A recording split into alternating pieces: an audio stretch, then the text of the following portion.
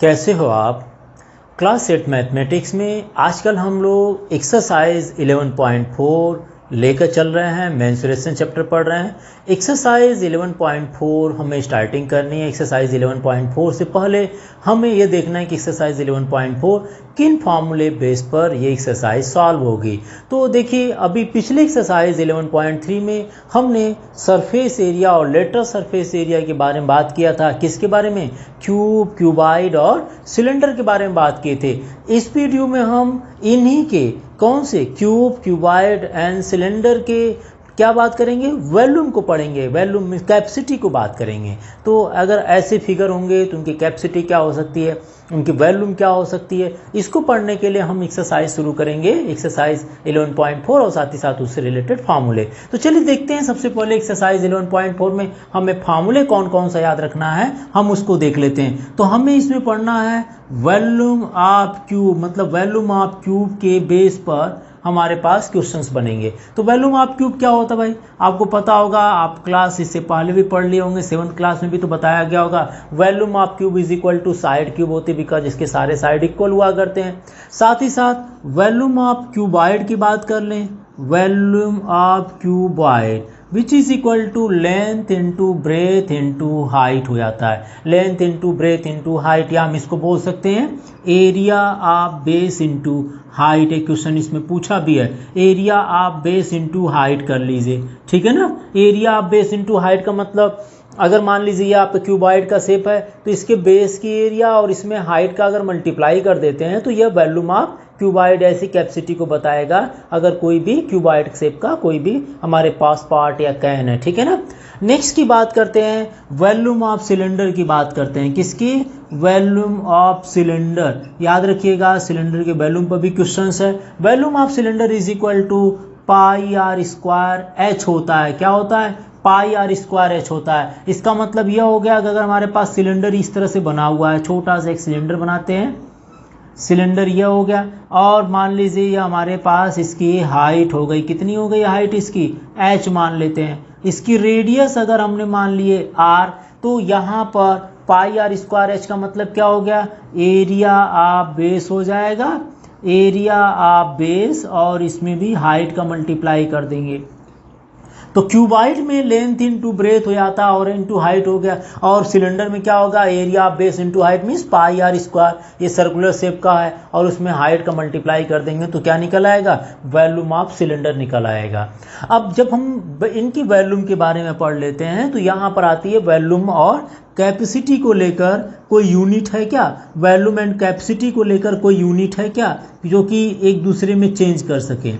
Volume जो है, volume का मतलब होता है कोई पार्ट है, अगर हम उसमें कितने स्पेस कवर कर लेता है, वो उसके वॉल्यूम को रिप्रेजेंट करता है। कैपेसिटी का मतलब कोई कैन है, उसमें कितना वाटर आ सकता है, तो वाटर की जो क्वांटिटी को बता सके वो आप पे क्या होंगे? कैपेसिटी हो जाएंगे। इसमें एक यूनिट होती है, उसको भी आप याद रखिएगा। क्या होंगे? आप याद रखेंगे 1 litre is equal to 1000 centimetre cube हुआ करता है। 1 litre is equal to 1000 centimetre cube हुआ करता है। और इसी बेसिस पर अगर मान लीजिए 1 मीटर क्यूब को हमें बदलना हो तो 1 metre cube is equal to आपके पास कितने सेंटीमीटर क्यूब होते हैं? 1 मीटर इज इक्वल टू 100 होता है। तो 1 metre cube is equal to 100 into 100 into 100 centimetre cube होता है। अगर इनको आपस में मल्टीप्लाई कर लें तो यह बनेगा 1000 का 2 सेट बनेगा सेंटीमीटर क्यूब। 1000 का 2 सेट बनेगा 1000 centimetre cube, and 1000 centimetre cube is equal to 1 litre होता है। तो ऐसे केसेस में आप कह सकते हैं इसके प्लेस पर आप 1 लीटर पुट कर लीजिए। 1 लीटर अगर पुट करते हैं तो यह आ जाएगा 1 metre cube is equal to 1000 litre. 1000 litre होता है। 1 metre cube is equal to 1000 litre. तो ये वॉल्यूम एंड कैपेसिटी के यूनिट को आपस में एक दूसरे को रिप्रेजेंट, मतलब लीटर को सेंटीमीटर या सेंटीमीटर को लीटर में कन्वर्ट करने के लिए हमें इसकी ज़रूरत पड़ेगी। और साथ ही साथ हमारा जो एक्सरसाइज है वह इन 3 फार्मूले बेस पर बनेगा, ठीक है। इसके बाद भी कुछ फार्मूले हमें और भी ज़रूरत पड़ सकती है, जैसे कि surface area, lateral surface area, वो हम लोग पिछले वीडियो में पढ़ चुके हैं, तो आप उसको भी एक बार रिकॉल कर लीजिएगा, याद कर लीजिएगा, और हम यहाँ पर चलेंगे। अब चलते हैं हम इन फार्मूले बेसिस पर लेकर चलते हैं एक्सरसाइज में, एक्सरसाइज 11.4 में क्वेश्चन नंबर 1 को लेकर। क्वेश्चन नंबर 1 में पूछा क्या है, Given a cylindrical tank, in which situation will you find surface area and in which situation volume? आपको एक सिलेंड्रिकल टैंक बुक में दिया है, एनसीईआरटी की बुक आप पढ़ रहे हैं, तो उसमें देखिएगा एक्सरसाइज 11.4 में एक सिलेंड्रिकल टैंक बना हुआ है, ठीक है। अब आप उस सिलेंड्रिकल टैंक में पूछा है किस सिचुएशन में आप क्या फाइंड करेंगे, वॉल्यूम फाइंड करेंगे, और किस सिचुएशन में सरफेस एरिया फाइंड करेंगे। तो देखिए क्वेश्चन नंबर 1 में दिया है to find how much it can hold. आपसे सिलेंड्रिकल टैंक है, सिलेंड्रिकल टैंक में पूछा है, ये सिलेंड्रिकल टैंक मान लीजिए इस तरह से बना हुआ, ठीक है ना। वहाँ पर आपके बुक में वाटर टैंक बनाया हुआ है, तो वाटर टैंक में पूछा है कि उसमें कितनी क्वांटिटी, आप कितने लीटर आपके वाटर आ सकते हैं, इस तरह से वाटर टैंक जुड़ा हुआ है, ठीक है ना। तो वाटर टैंक आपके इसमें कितने लीटर आप वाटर आ सकता है, तो इसका मतलब आपसे पूछा गया है कि इसमें इसकी कैपेसिटी कितनी है। तो कैपेसिटी का मतलब हो गया आपसे इसमें क्वेश्चन नंबर ए में आपको वॉल्यूम फाइंड करना होगा, पूछा ना कि किस सिचुएशन में आपको सरफेस एरिया और किस सिचुएशन में वॉल्यूम फाइंड करना होगा। तो यहाँ पूछा है to find how much it can hold, कितना लीटर वाटर इसमें टैंक में आ सकते हैं। तो ऐसे सिचुएशन में आपको इसका क्या निकालना होगा, वॉल्यूम निकालना होगा, कैपेसिटी आपको बतानी है। तो नंबर 2 की बात करते हैं, बी पार्ट में देखिए आपसे क्या पूछा है, number of cement bag required to plaster it. मान लीजिए आपको लगता है कि हमारा टैंक जो है कहीं से या आयरन का टैंक बना है या कहीं से आप इसको प्लास्टर कराना चाह रहे हैं। तो प्लास्टर का मतलब हो गया कि आप प्लास्टर पूरे जगह कराएंगे, यहाँ भी आप इसको प्लास्टर करा दें ताकि आपकी पानी जो यहाँ पर ठंडा रहे, या पानी या आपका जो टैंक है वो थोड़ा मजबूत बन जाए, है ना।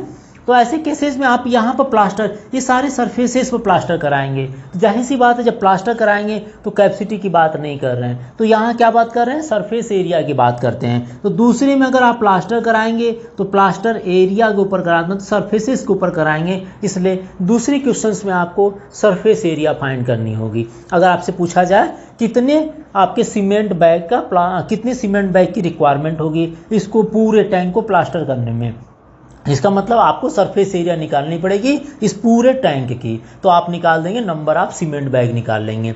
एंड नंबर 3 पूछा है, सी पार्ट क्या पूछा भाई, सी पार्ट पूछा है to find the number of smaller tank that can be filled with the water from it. अगर इस बड़े टैंक से दो छोटे छोटे टैंक पानी भरना हो, ठीक है ना, तो आपसे ये इस तरह से छोटे छोटे टैंक है, तो आपसे मान लो पूछा गया कि इससे अगर पानी इन टैंक में भरना हो तो कितने नंबर आप टैंक की रिक्वायरमेंट होगी। इसका मतलब आप तो देखिए नंबर तो पूछा नहीं आता, ओनली यहाँ पर डिस्कस करना सरफेस एरिया एंड वॉल्यूम के बारे में। तो जाहिर सी बात है इसके जो पानी है इन छोटे छोटे टैंक में, इन छोटे छोटे जो पार्ट्स है टैंक में है, इनमें आपको भरना है। तो जाहिर सी बात है ये भी क्या बताएगा, कैपेसिटी बताएगा। मान लीजिए इसमें कुल मिलाकर 100 लीटर वाटर आ रहा है, तो और छोटे छोटे जो टैंक है वो 10-10 लीटर के हैं, किसके हैं, 10। तो आप इसका मतलब जो ये पानी भरेंगे वो दूसरे टैंक में जो आएगा तो वो भी तो पानी भरा जाएगा, मतलब वो भी तो कैपेसिटी को बताएगी। तो ऐसे में कितने टैंक में भरा जाएगा, इसका मतलब ये लीटर आप 100 लीटर जो वाटर है वो कितने छोटे छोटे टैंक में डिस्ट्रीब्यूट होगा। इसका मतलब तीसरे की बात कर लें तो यहाँ पर भी आपको कैपेसिटी ही फाइंड करनी होगी। कैपेसिटी मीन्स वॉल्यूम फाइंड करनी है। क्या फाइंड करनी है, वॉल्यूम। तो आप 3rd क्वेश्चन में भी वॉल्यूम निकालेंगे, छोटे छोटे टैंक के वॉल्यूम निकाल लीजिए, आपको पता चल जाएगा कि अगर हमारे पास ऐसे 10 बर्तन हो तो इसमें अगर 100 लीटर वाटर है तो ऐसे 10 सिलेंड्रिकल पार्ट होने पर हम ये 100 लीटर वाटर को पूरे निकाल कर अपने इन कंटेनर में भर सकते हैं। तो ये कैपेसिटी को आप अगर इनकी कैपेसिटी पता कर लें तो ये पूरे 100 लीटर को आप यहाँ एडजस्ट कर सकते हैं। इसका मतलब यहाँ पर भी वॉल्यूम फाइंड करना। क्वेश्चन नंबर 1 में जस्ट आपसे पूछना था और कोई डायमेंशन या हाइट कुछ समथिंग दिया नहीं गया था कि कैलकुलेशन किया जाए, तो बस इतनी ही जानकारी लेनी है। अब चलते हैं हम क्वेश्चन नंबर 2 की तरफ। आप एक बार इन फार्मूले को रिवाइज कर लीजिए, नोट कर लीजिए और ये आप लिख लीजिएगा volume, surface area and volume, ठीक है ना। चलिए नंबर 2 देखते हैं आप question number 2। Question number 2 and question number 2 है diameter of cylinder A is 7 centimetre and the height is 14 centimetre. इसकी सिलेंडर की हाइट 14 सेंटीमीटर दी गई है। And the diameter of cylinder B, दूसरे सिलेंडर यहाँ पर है जिसका डायमीटर 14 सेंटीमीटर है and height is 7 centimetre. Without doing any calculation can you suggest whose volume is greater. आप बिना कैलकुलेशन किए क्या बता सकते हैं कि किसकी वॉल्यूम ज़्यादा होगी, मतलब किसकी कैपेसिटी ज़्यादा हो सकती है। नेक्स्ट में पूछा है verified by finding the volume of the both cylinder, इन दोनों के वॉल्यूम फाइंड कीजिए। और आप बताना चाह रहे हैं कि किस फिगर की ए और बी सिलेंडर में किसकी कैपेसिटी ज़्यादा हो रही, किसकी वॉल्यूम ज़्यादा होगी, उसको आप वेरीफाई कीजिए by finding the volume of the cylinder and check whether the cylinder with greater volume also has greater surface area. और साथ ही साथ बताइए जिस सिलेंडर की वॉल्यूम ज़्यादा है क्या उसकी सरफेस एरिया भी ज़्यादा होगी। ऐसा चीज़ें हमें यहाँ पर करने के लिए बोला गया है। तो सबसे पहले कि हम इस लाइन को अगर बात करें, can you suggest without doing any calculation can you suggest whose volume is greater. तो ऐसे केसेस में अगर हम इसके सोल्यूशन की बात करें तो बिना कैलकुलेशन किए तो हम एक ही बता सकते हैं कि अगर कोई फिगर ऐसा हो जिसमें डायमीटर और जो इसकी हाइट है वो दूसरे के अकॉर्डिंग, मतलब दोनों की हाइट अगर सेम हो, दोनों की हाइट सेम या उसके रिस्पेक्ट में 2 टाइम्स 3 टाइम्स होते हैं, हाइट दोनों के एक दूसरे की क्या हो, जैसे 2 टाइम्स, जैसे हाइट यहाँ पर 7 है और यहाँ पर 14 है और रेडियस इसकी 7 और रेडियस यहाँ 14 है, तो आपको पता है कि वॉल्यूम में जो होता है रेडियस का स्क्वायर हुआ करता है। क्या होता है? रेडियस का स्क्वायर। अगर ये 7 है, 7 का हाफ 7/2 होगा, मतलब ये 3.5 हो जाएगा, होगा ना 7/2। और यहाँ पर 14 का हाफ जब करेंगे तो वो 7 का स्क्वायर, 14 का मतलब कितना होगा 7, तो इसका मतलब हो गया कि 7 का स्क्वायर हो और यहाँ पर 3.5 मतलब 7/2 का स्क्वायर हो, जाहिर सी बात है ये ज़्यादा होगा, 7 का स्क्वायर ज़्यादा होगा। तो याद रखिएगा इसके अकॉर्डिंग अगर मान लीजिए इसके हाइट में 2 टाइम्स और इसके हाइट के अकॉर्डिंग अगर देखा जाए, हाइट में ज़्यादा डिफरेंस ना हो, तो अगर रेडियस अगर जिसकी ज़्यादा होती है उसके अकॉर्डिंग आप बता सकते हैं कि रेडियस जिसकी ज़्यादा होगी या डायमीटर जिसका ज़्यादा होगा वह ज़्यादा कैपेसिटी वाला क्या होगा, सिलेंडर हो सकता है, वो ज़्यादा कैपेसिटी वाला फिगर इस तरह से कंटेनर हो सकते हैं। तो यहाँ पर हम बता सकते हैं कि cylinder B has a greater diameter, so its capacity is more than cylinder A। तो यहाँ पर आप लिख लीजिए सबसे पहले तो सिलेंडर B हैज़ ग्रेटर, है ना, greater diameter than cylinder A, greater diameter than cylinder A, so cylinder B has greater volume, cylinder B है ना, क्या होगा, है ग्रेटर वैल्यूम, तो volume is more than cylinder A है, ठीक है ना, हैज ग्रेटर वैल्यूम हो गया, ग्रेटेस्ट वैल्यूम हो जाएगा then the cylinder A.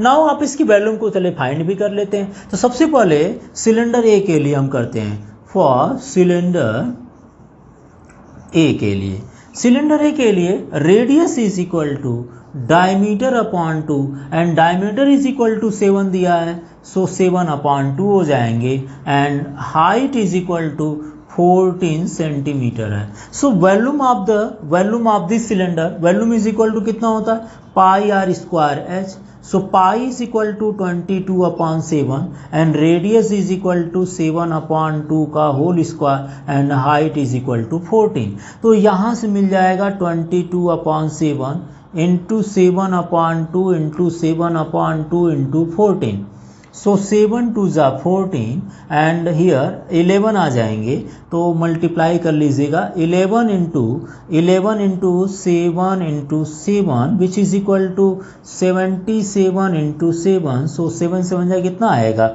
Multiply यहाँ से लिख देते हैं 49 एंड 49 प्लस 4 इज़ 53, 49 प्लस है ना 7 7 जा 49 and 7 49 and plus 4 is 53 centimetre cube. Next की बात करते हैं सिलेंडर बी के लिए। नेक्स्ट सिलेंडर बी लिख लीजिए, सिलेंडर बी की बात करते हैं। इसकी वैल्यूम निकालने के लिए सबसे पहले इसका रेडियस देखिए, radius is equal to diameter upon 2 and diameter is equal to 14 centimeter, so radius is equal to 7 centimetre and height is 7 centimeter, ठीक है ना, हाइट कितना दे दिया है 7 centimeter. So volume is equal to pi r square h, pi means 22/7, radius is equal to 7 square and height is equal to 7, 1 7 cancel कर लीजिए तो यहाँ आ जाएगा 22 इंटू 49 हो जाएगा ना, इसको लिख दीजिए 22 है ना, 22 इंटू 7 का स्क्वायर इज 49।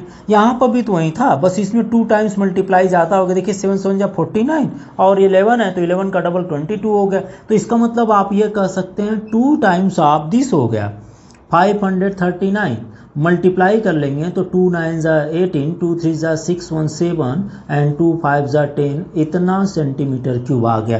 तो आप यहाँ पर भी देख सकते हैं कि ये ज़्यादा होने का इसका इफेक्ट ज़्यादा पड़ रहा है। तो वॉल्यूम रेडियस ज़्यादा होने का इसका सिलेंडर बी की वॉल्यूम ज़्यादा आ रही, 1078 आ गया। सो यहाँ पर आपका ऑप्शन निकल गया, cylinder B has the greatest volume हो गया, जो कि हमने यहाँ पर बताए थे।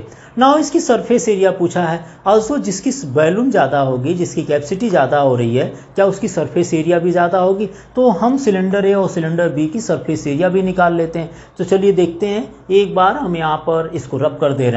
आई थिंक इसकी ज़रूरत तो है नहीं, तो अब आपने इसको नोट कर लिए होंगे, एक बार देख लीजिए, तब तक स्क्रीनशॉट ले लीजिए, नहीं तो ठीक है। मैं इसको रब कर दूँ तो यहाँ देखिए सिलेंडर ए की सरफेस एरिया फाइंड करनी है। मैं ये पार्ट आपका रब कर देता हूँ, तब तक आप उसको देख लीजिए अगर नहीं नोट किए हैं तो।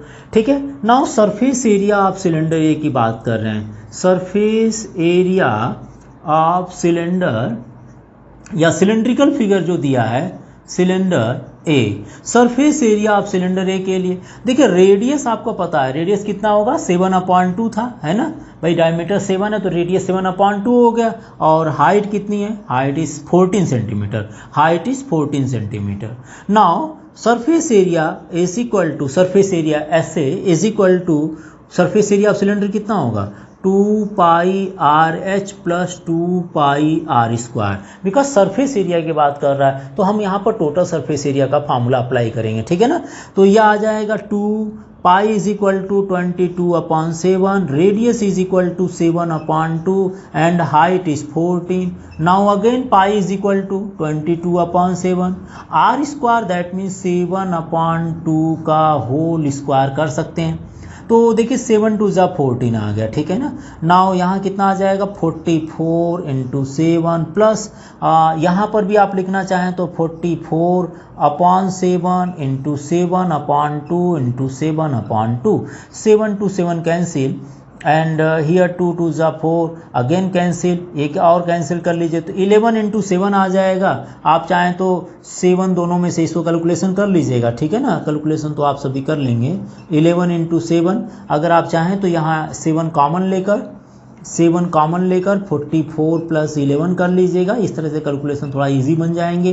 तो ये 55 आ जाएगा एंड 55 कितना होगा 7 5 जा 35 and 7 5 35 and plus 385 centimetre square आ जाएगा। किसकी? Surface area of cylinder A की बात कर रहा हूँ। Now surface area of cylinder B की भी फाइंड कर लेते हैं। तो सिलेंडर बी के लिए हमें इस फिगर को रब करना पड़ेगा, ठीक है। तो सिलेंडर बी की सरफेस एरिया निकाल लीजिए और देखिए कि जिसकी वॉल्यूम ज़्यादा होगी क्या उसकी सरफेस एरिया भी ज़्यादा निकलते हैं। तो surface area for cylinder B, surface area of cylinder B, cylinder B के लिए रेडियस इज इक्वल टू देखिए 14/2 is equal to 7 centimetre and height is equal to 7 centimeter. So surface area is equal to, again इस फार्मूले को apply करते हैं तो यह आ जाएगा 2 pi r h plus 2 pi r square. आप चाहें तो 2 पाई कॉमन भी ले लेंगे, वो पता ही होगा आपको, 2 पाई आर कॉमन ले लीजिए तो यहाँ एच प्लस आर मिल जाएगा। पाई की value 22/7, radius is equal to 7, height is equal to 7, radius is equal to 7। So यहाँ 7 to 7 कैंसिल, नाउ 44 एंड 14 आ जाएगा, ठीक है ना।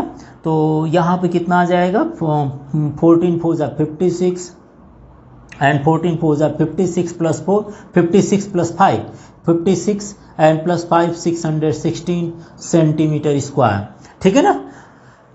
ठीक है 616। तो देख सकते हैं जिसकी वॉल्यूम, जिसकी कैपेसिटी ज़्यादा हो रही है उसकी सरफेस एरिया भी ज़्यादा आ रही है। तो इसका मतलब यहाँ पर surface area of cylinder B is 616 centimetre square and surface area of cylinder is 335 metre square. तो इसका मतलब आप बोल सकते हैं so cylinder B has a greater surface area than cylinder A. तो यहाँ पर लिख दीजिएगा सिलेंडर